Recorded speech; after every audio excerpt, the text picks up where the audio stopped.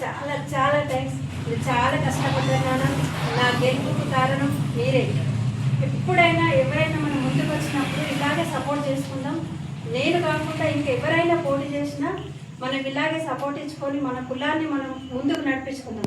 ఎందుకంటే చైర్మన్ దాకా వెళ్ళినా కానీ మన కులం అనేసరికి కొంచెం బాధాకరం అనిపించింది. అయినా మనం ఇప్పటికైనా పర్వాలేదు, ముందుకెళ్దాం. మీరందరూ ఇలాగే సపోర్ట్గా ఉండండి.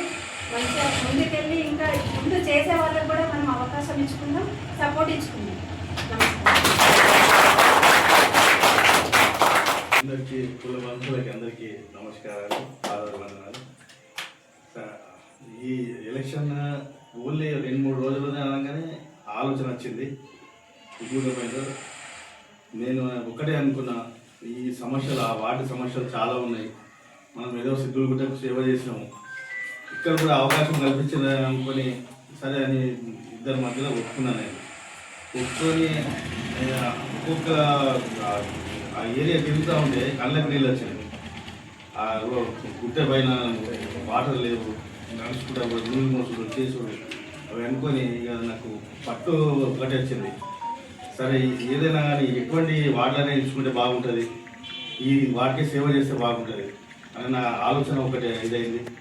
శాయశక్తుల నాకు ఈ అవకాశం ఇచ్చిన దానికి నేను ప్రయత్నిస్తా. ఎక్కడైనా కానీ మన సమస్యలు కూడా ఏదైనా కానీ నేను అక్కడ మ్యాక్సిమం నేను ప్రయత్నం చేస్తా అని సాల్వ్ చేస్తా. ఎటువంటి ఏ సమస్య వచ్చినా ఏది వచ్చినా కలిసికట్టుగా ఉండి మన కుల బంధువులు కూడా రాజకీయంగా ఎదగాలి. ఎందుకంటే మనం ఎక్కడ కూడా రాజకీయంలో లేము. మనకు మైనస్ ఎక్కడైనా పోయి మనం ఇదే ఉంటే ఏ సపోర్ట్ లేదు. అందువరకే మనం అన్ని రకాల రాజకీయం ఎదిగి పైకి రావాలని కోరుతున్నాను. మళ్ళీ ఈ అవకాశం ఇచ్చిన దానికి నేను ఖచ్చితంగా నెరవేర్చాలని. మనం కూడా రాజకీయాలు రాయడానికి అందరం కలిసి ప్రయత్నం చేద్దాం. బాయ్కి రేపు ఏ ఇబ్బంది వచ్చినా, అపోజిట్ పార్టీ ఏ విమర్శ చేసినా, ఏ ఏర్పాటు చేసినా, పదవి అనేది ముళ్ళ కిరటంలో నాకు తెలిసి దాన్ని ముళ్ళ కిరటం పదవికి వందేదేవాలంటే మన సపోర్ట్ కూడా అందరి సపోర్ట్ కూడా వాళ్ళకు అవసరంగా ఉంటుంది. వాళ్ళ సపోర్ట్ అరే భయ్ అమరావతి జీతసి సపోర్ట్గా ఉందాం, మనం డెవలప్ అవుదాం. డెవలప్ కావడానికి అంతా ప్రేరణ లేకుండా ఏం లేకుండా ఉండి మన సంఘాన్ని మన రాజకీయం డెవలప్ చేసుకుందామని నేను కోరుకుంటున్నాను. అందరికీ నమస్కారం. ఇప్పుడు మన కులానికి మా దాదాపు సన్మానిస్తూ కార్యక్రమం చేయటమని అడిగిన బాలు నారాయణ గారు అశోక్ వారిని అభినందిస్తున్నాను.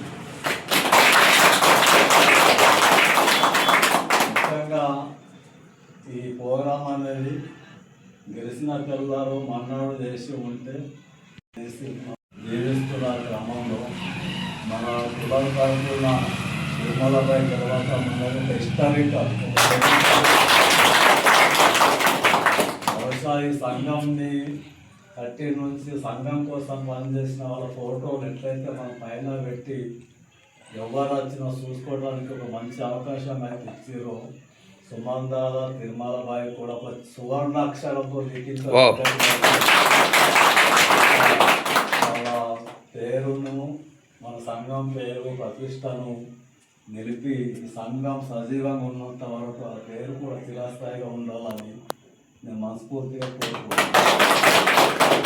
ఏంటంటే సన్మానం చేస్తున్నారంటే మనకు బాధ్యతను మన నెత్తి మీద పెడుతున్నారు.